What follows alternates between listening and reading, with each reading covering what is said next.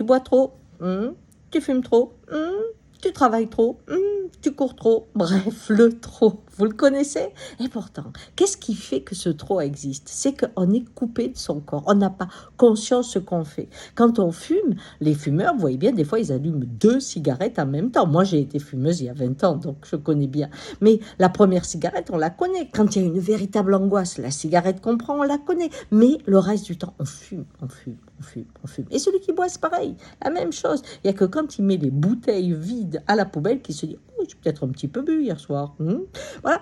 Donc, en fait, on ne sait pas.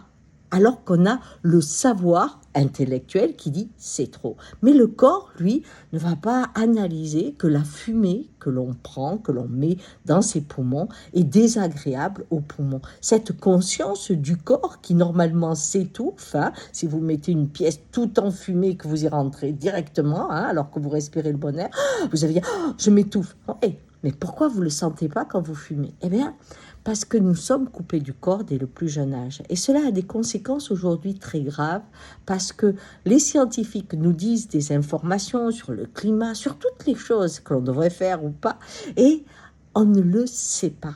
On dit c'est trop le monde que l'on construit, mais on continue. Il y a la même chose qu'avec l'alcool ou toutes les autres façons de vivre qui font que la conscience n'est pas là. Et comme disait un certain écrivain, science sans conscience n'est que ruine de l'âme. Pourquoi?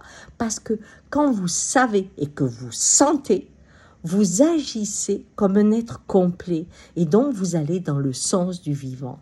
Et ça arrive quand on a, par exemple, je ne sais pas, vous avez une sciatique, eh bien, vous n'avez pas besoin d'apprendre à marcher en conscience. Vous marchez en conscience. Chaque pas, votre corps, vous savez où il se situe. Mais si vous marchez en conscience dans un supermarché, vous ne pouvez plus rien acheter. Vous voyez, dès que le corps est là, la limite spontanée de ce que vous pouvez vivre s'impose et c'est facile. Et c'est ça qui est intéressant, c'est que quand le corps s'exprime, la science peut avoir une action et vous pouvez à nouveau révéler votre façon d'être. Allez, ciao!